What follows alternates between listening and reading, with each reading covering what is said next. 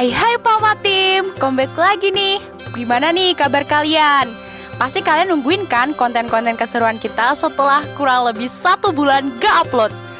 Oke, kali ini kita bakal langsung ajak kalian untuk wisata religi Wali Limo. Wih, yuk saksikan terus keseruannya. Destinasi pertama yang kita kunjungi adalah makam Mbah Sayyid Sulaiman. Sayyid Sulaiman bin Abdurrahman Basyaiban atau biasa dikenal dengan Mbah Sayyid Sulaiman Bedek Mojo Agung merupakan salah satu tokoh penyebar agama Islam di Jawa Timur. Beliau wafat dimakamkan di Dusun Rejo Slamet, Desa Mancilan, Kecamatan Mojo Agung, Kabupaten Jombang pada tanggal 17 Rabiul Awal 1193 Hijriah atau 24 Maret 1780 Masehi.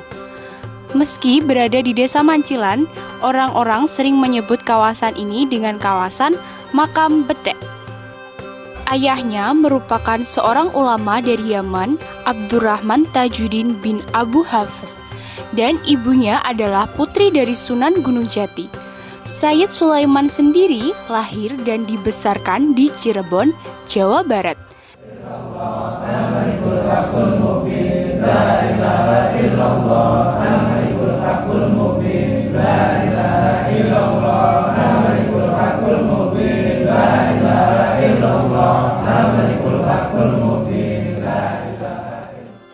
Bagi santri pondok pesantren Sidogiri, Pasuruan, nama Mbah Sayyid Sulaiman Bedek Mojo Agung sudah tidak asing lagi, karena beliau adalah pendiri pondok pesantren yang ada di Pasuruan.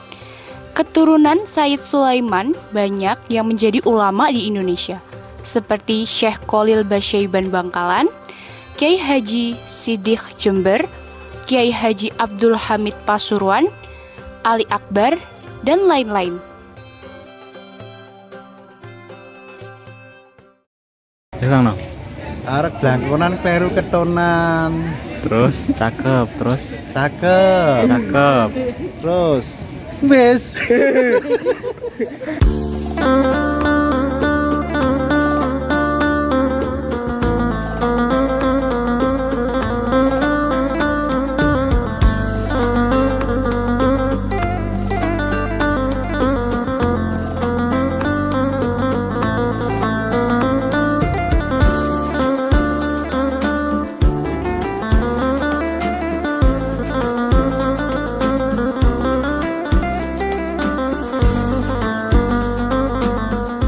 Penyebaran Islam di Kabupaten Mojokerto tak lepas dari sosok Syekh Jamaluddin Al-Husain Al-Akbar alias Sayyid Husain atau yang disebut dengan Syekh Jumadil Kubro. Syekh Jumadil Kubro, beliau merupakan seorang ulama dari Samarkand, Uzbekistan. Lahir sekitar tahun 1349 Masehi, datang ke Tanah Jawa pada tahun 1399 Masehi sebagai pedagang dan pendakwah menyebarkan agama Islam. Syekh Jumadil Kubro wafat pada tahun 1465 Masehi di usia 116 tahun. Beliau wafat dalam pertempuran melawan para adipati kerajaan Majapahit yang beragama Hindu.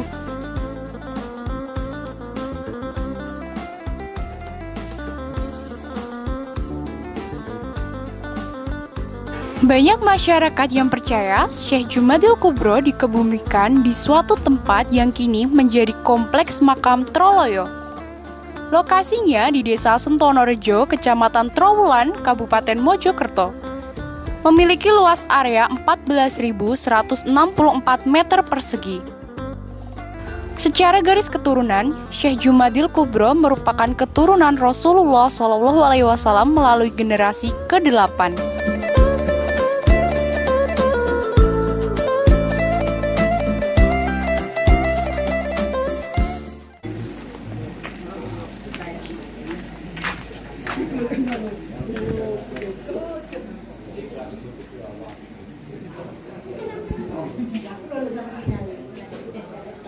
Kopi hitam setunggal, teh angetnya setunggal. Bungkus sedaya. Nggih. dilanjut, kita langsung menuju ke Bangkalan, Madura.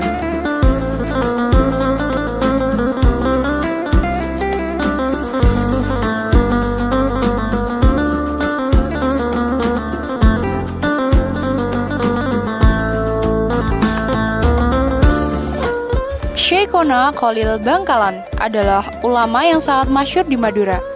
Beliau lahir sekitar 25 Mei 1835 Masehi atau pada 9 Safar 1252 Hijriah di Kemayoran, Bangkalan. Sang ayah adalah Kiai Haji Abdul Latif, sedangkan ibunya bernama Syarifah Khadijah. Syekh Khalil Bangkalan banyak menuntut ilmu di pesantren-pesantren seperti Pesantren Langitan di Tuban, Jawa Timur, Pesantren Cangaan, Bangil, Pasuruan, Pesantren Kebon Candi, dan Pesantren Sidogiri. Setelah sekian tahun belajar dari pesantren ke pesantren, Syekh Khalil Bangkalan memutuskan menikah dengan Nyai Asik pada usia 24 tahun. Usai menikah, Syekh Khalil kemudian melanjutkan pengembaraannya mencari ilmu ke Mekah. Untuk mencapai Tanah Suci, beliau menumpang kapal laut sambil berpuasa. Di Tanah Suci, Syekh Khalil Bangkalan berguru kepada Syekh Nawawi Al-Bantani, Syekh Utsman bin Hasan Ad-Dimyati, Syed Ahmad bin Zaini Dahlan, dan lain-lain. Syekh Khalil setelah menimba ilmu di Mekah, beliau lantas memutuskan kembali ke kampung halamannya dan mendirikan pesantren di Jengkebuen, Madura. Syekh Khalil Bangkalan wafat pada tanggal 29 Ramadan 1343 Hijriah atau 24 April 1925 Masehi. Jasadnya dimakamkan di Desa Martajasah, Bangkalan, Madura.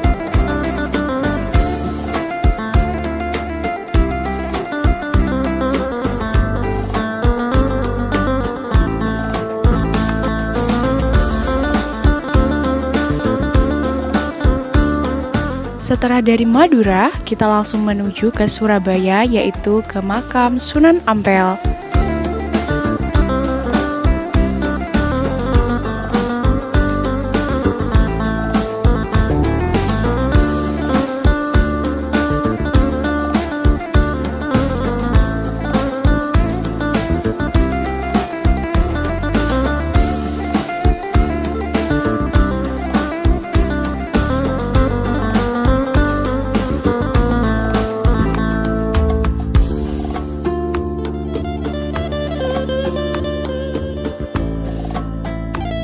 Sayyid Ali Rahmatullah atau beliau biasa dikenal dengan Sunan Ampel.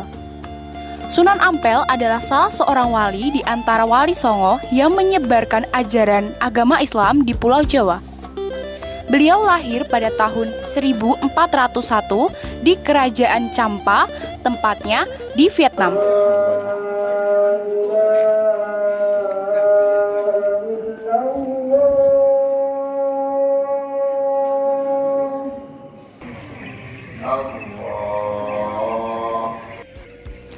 Sunan Ampel adalah putra dari Syekh Ibrahim Zainuddin As-Samarkand dengan Dyah Chandrawulan. Istri pertama Sunan Ampel adalah Dyah Chandrawati alias Nyai Ageng Manila binti Arya Teja Al-Abasyi. Istri kedua beliau adalah Dyah Karimah binti Ki Kembang Kuning.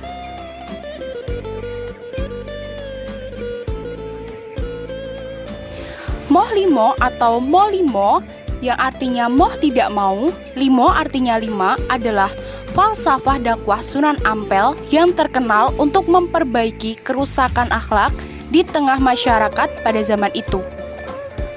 Moh Limo isinya sebagai berikut. Yang pertama, moh mabuk, tidak mau minum minuman keras, khamr, dan lain-lain. Yang kedua, moh main, tidak mau main judi, togel, dan sejenisnya. Yang ketiga, moh madon, artinya tidak mau berbuat zina, homoseks, lesbian, dan lain-lain. Yang keempat, moh madat, artinya tidak mau memakai narkoba dan sejenisnya. Yang kelima, moh maling, tidak mau mencuri, korupsi, merampok, dan lain-lain. Alhamdulillahirabbil إياك نعبد وإياك نستعين اهدنا الصراط المستقيم صراط الذين أنعمت عليهم غير المغضوب عليهم ولا الضالين. زكى لسانك تشهد apa ya apa cara Allah menyebutkan dalam Al-Quran wa ma yatiqu apa saja yang diucapkan dari Rasul bukan dari Allah kata Rasulullah tidak ada yang keluar dari mulut kecuali hak kata segala macam apa saja tidak ada yang keluar dari mulut kecuali hak.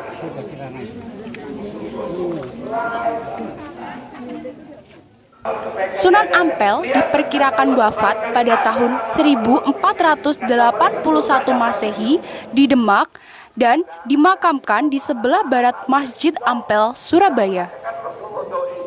Siapa yang kamu perhatikan? Habis amalnya Rasul, habis doa gugur amal dan mereka tidak merasa. Setelah dari Sunan Ampel, kita lanjut berziarah ke makam Sunan Gresik.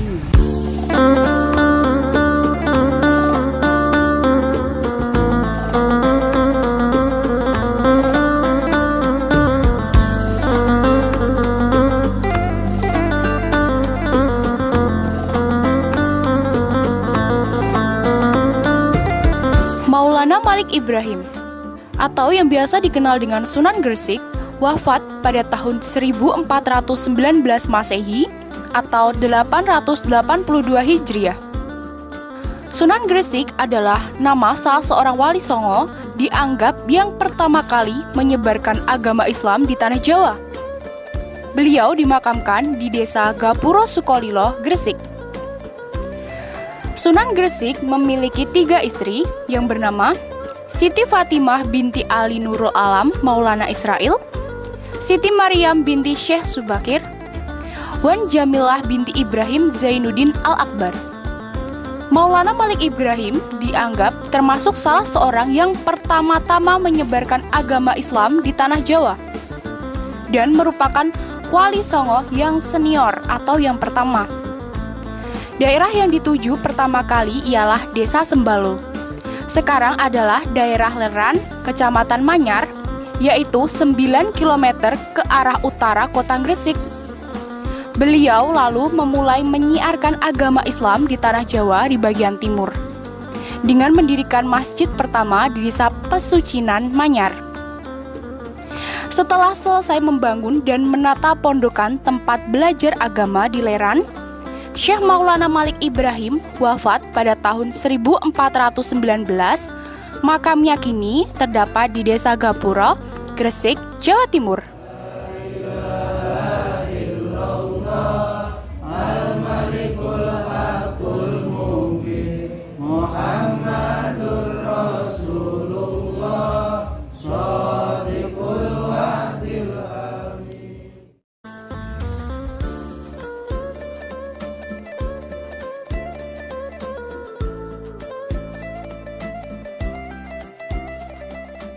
Ada pesan-pesan?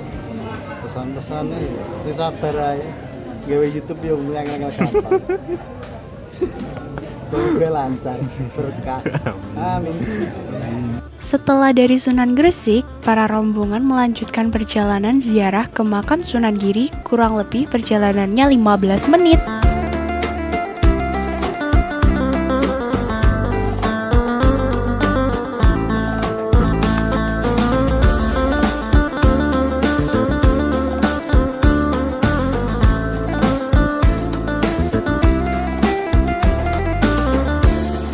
Sunan Giri atau yang bernama lengkap Muhammad Ainul Yakin adalah salah seorang ulama wali songo pada abad ke-14 Masehi seiring munculnya Kesultanan Demak dan menjelang runtuhnya Kerajaan Majapahit. Beliau lahir di Blambangan pada tahun 1442 Masehi dan wafat pada malam Jumat 24 Rabiul Awal tahun 913 Hijriah atau 1506 Masehi pada usia 63 tahun. Makam Sunan Giri berada di Cungkup berukuran 4 x 4 meter. Selain sebagai ulama dan pendakwah yang giat menyebarkan syiar Islam, Sunan Giri ternyata juga bertahta sebagai seorang raja dengan Prabu Satmoto. Beliau memerintah Kerajaan Giri Kedaton pada tahun 1487 hingga 1506 Masehi. Berkedudukan di Gresik, Jawa Timur. Sunan Giri mempunyai banyak nama lain. Di antaranya adalah Joko Samudro, Raden Paku, dan Muhammad Ainul Yakin. Sebelum menyebarkan Islam, beliau berguru kepada Sunan Ampel di pesantren Ampel Denta, Surabaya. Ibu Sunan Giri adalah Dewi Sekardadu, putri bangsawan Menak Sembuyu dari wilayah Kerajaan Blambangan, Banyuwangi.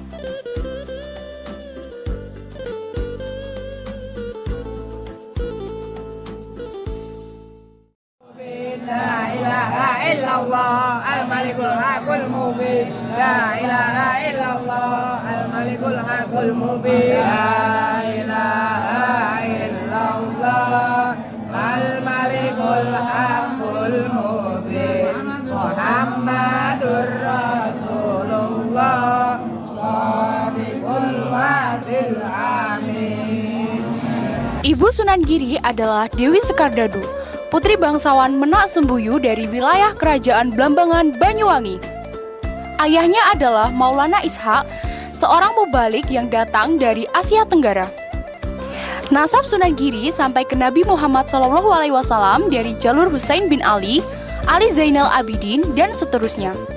Catatan nasab Sunan Giri ini diterangkan oleh Sa'adah Balawi dari Hadramaut dan dipercaya sebagai sumber sahih di beberapa pesantren di Jawa Timur. Terdapat beberapa karya seni tradisional Jawa yang sering dianggap berhubungan dengan Sunan Giri. Di antaranya adalah permainan-permainan anak seperti celungan dan cublak-cublak suweng, serta beberapa gending Jawa seperti Asmaradana dan Pucung.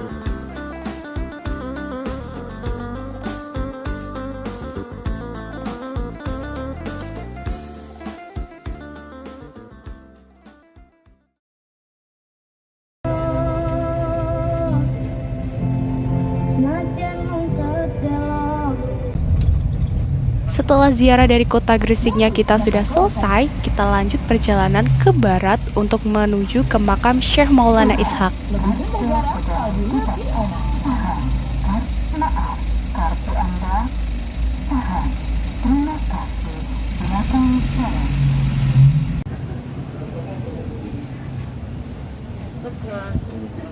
Sama guys, tekan toh.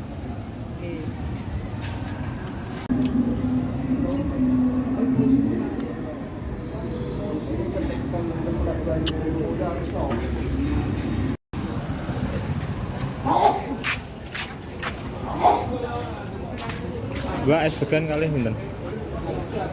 Bungkus ah. Bayar ta 10.000.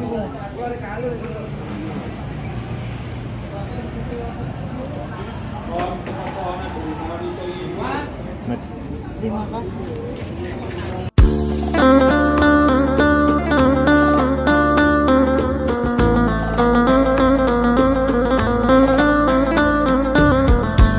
Syekh Maulana Ishak lahir di Pasai pada awal tahun 1400 Masehi. Ayah beliau adalah Syekh Ibrahim Asmoro Kondi atau Makdum Brahim Asmoro atau Maulana Ibrahim Asmoro, dengan ibu putri bangsawan Pasai yang bernama Nyai Retno Jumilah. Syekh Maulana Ishak ketika lahir diberi nama Ishak Makdum. Beliau mempunyai dua saudara laki-laki berbeda ibu yang bernama Ali Murtado atau Raden Santri dan Ali Rahmatullah atau Sunan Ampel. Dari kecil, Syekh Maulana Ishak dibimbing oleh ayahanda beliau sendiri, Syekh Ibrahim Asmoro Kondi. Kemudian, setelah menginjak dewasa, beliau banyak menuntut ilmu kepada para ulama-ulama terkemuka di daerah Pasai dan Malaka.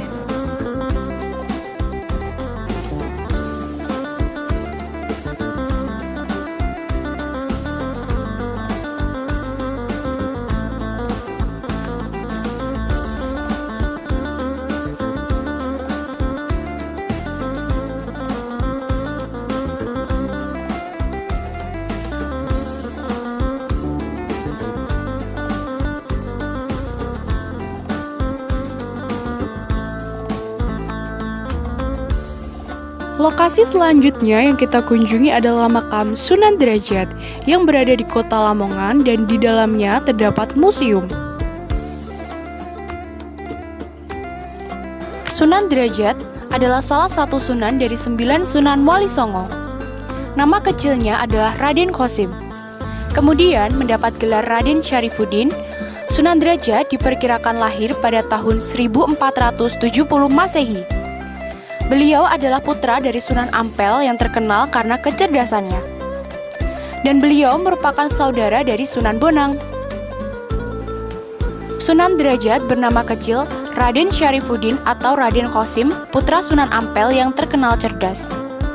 Setelah pelajaran Islam dikuasai, beliau mengambil tempat di Desa Derajat, wilayah Kecamatan Paciran, Kabupaten Lamongan, sebagai pusat kegiatan dakwahnya sekitar abad 15 dan 16 Masehi.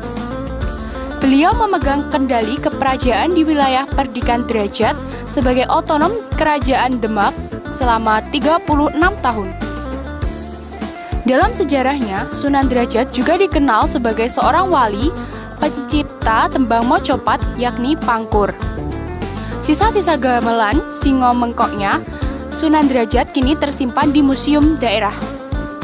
Sunan Derajat juga pandai mendalang serta sesekali mementaskan pertunjukan wayang untuk sarana dakwahnya. Beliau wafat sekitar tahun 1522 Masehi dan dimakamkan di Perbukitan Derajat, Paciran, Lamongan. Makam beliau terletak di posisi paling tinggi dan berada di belakang. Sementara itu, di dekat makam terdapat Museum Peninggalan Sunan Derajat, termasuk kumpulan tembang pangkur, gamelan, dan juga dayung perahu yang pernah menyelamatkannya.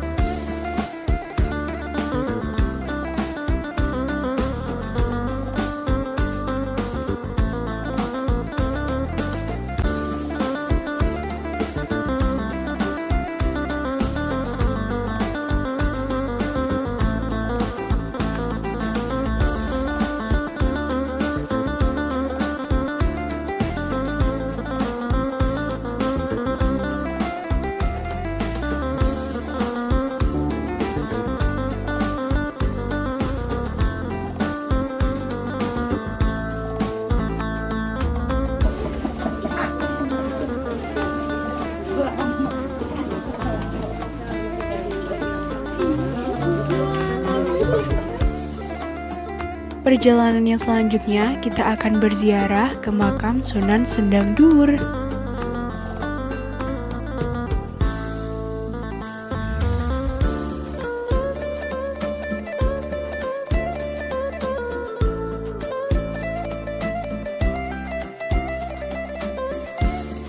Sunan Sendang Dur, nama aslinya adalah Raden Nur Rahmat. Beliau adalah putra Abdul Qohar bin Malik bin Sultan Abu Yazid yang berasal dari Baghdad. Abdul Qohar bermukim dan menikah dengan Dewi Sukarsih Putri. Sunan Sendang lahir pada tahun 1520 Masehi, wafat pada tahun 1585 Masehi. Beliau adalah seorang tokoh yang turut berperan dalam menyebarkan agama Islam di Pulau Jawa. Gelar Sunan Sendang Dhuwur didapat dari pemberian Sunan Derajat. Sunan Sendang Dhuwur dikenal karena kesaktiannya. Salah satunya adalah memindahkan masjid dalam kurun waktu kurang dari semalam dari Mantingan ke Bukit Amitunon, dikenal sebagai Masjid Sendang Dhuwur. Bangunan makam Sunan Sendang Dhuwur yang dikeramatkan oleh penduduk sekitar tersebut berarsitektur tinggi yang menggambarkan perpaduan antara kebudayaan Islam dan Hindu. Makam Sunan Sendang Dhuwur yang letaknya di atas bukit itu terdapat di Desa Sendang Dhuwur, Kecamatan Paciran, Kabupaten Lamongan.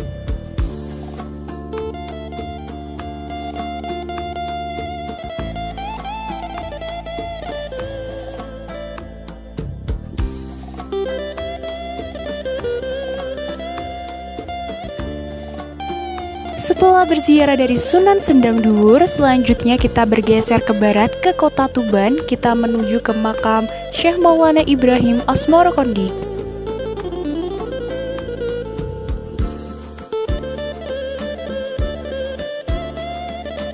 Syekh Maulana Ibrahim Asmorokondi yang berlokasi di Dusun Kesik, Desa Gesiharjo, Kecamatan Palang, Kabupaten Tuban, yang merupakan wali tertua yang ada di Tanah Jawa. Syekh Maulana Ibrahim Asmorokondi adalah ayah dari Raden Santri atau Raden Ali Murtado dan Sunan Ampel atau Raden Ali Rahmatullah. Syekh Maulana Ibrahim Asmorokondi diperkirakan lahir di Samarkand, Asia Tengah pada tahun atau abad ke-14. Babat Tanah Jawi menyebut nama dengan sebutan Makdum Ibrahim Asmoro atau Maulana Ibrahim Asmoro. Sebutan itu mengikuti pengucapan lidah Jawa dalam melafazkan As-Samarkandi, yang kemudian berubah menjadi Asmorokondi. Tokoh Syekh Maulana Ibrahim Asmorokondi acapkali disamakan dengan Syekh Maulana Malik Ibrahim, sehingga menimbulkan kerumitan dalam menelaah kisah hidup dan asal-usul beserta silsilah keluarganya, yang sering berujung pada penafian keberadaan Syekh Maulana Ibrahim Asmorokondi sebagai tokoh sejarah. Padahal, situs makam dan gapura serta mihrab masjid yang berada dalam lindungan Dinas Purbakala menunjukkan lokasi dan era yang berbeda dengan situs makam Maulana Malik Ibrahim Gresik.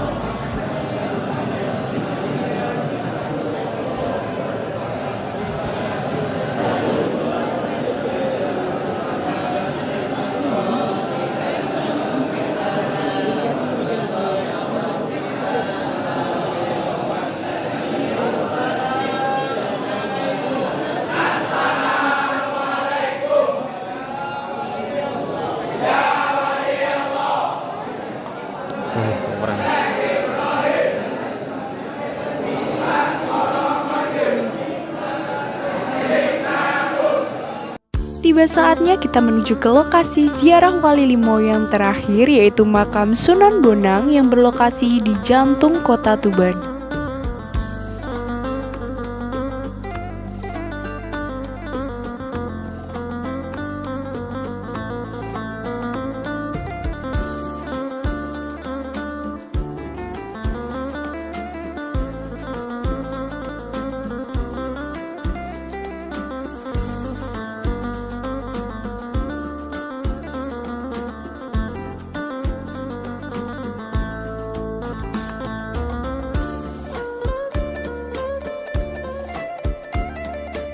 Raden Maulana Makdum Ibrahim.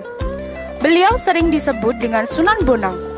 Beliau dilahirkan pada tahun 1465 di Rembang. Sunan Bonang merupakan putra dari Sunan Ampel dan Nyai Ageng Manila. Raden Maulana Makdum Ibrahim lahir pada tahun 1465 Masehi dan wafat pada tahun 1525 Masehi pada masa Kesultanan Demak. Sunan Bonang banyak mengubah sastra berbentuk suluk atau tembang tamsil antara lain Suluk Wijil yang dipengaruhi kitab Al-Siddiq karya Abu Sa'id Al-Khair. Tembang Tombo Ati adalah salah satu bentuk karya Sunan Bonang. Dalam segi keilmuan, Sunan Bonang juga terkenal dalam hal ilmu kebatinan. Beliau mengembangkan ilmu zikir yang berasal dari Rasulullah SAW. Kemudian beliau kombinasi dengan keseimbangan pernafasan yang disebut dengan rahasia Alif Lam Mim, yang artinya hanya Allah Subhanahu wa Ta'ala yang tahu.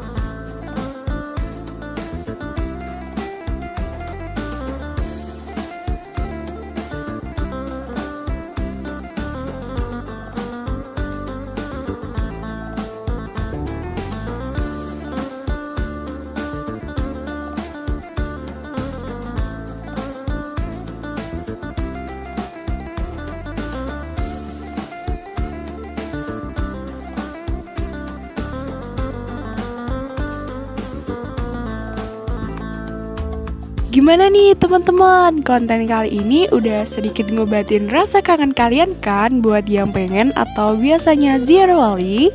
Dan sedikit penjelasan dari kami, mohon maaf ya kalau ada yang keliru.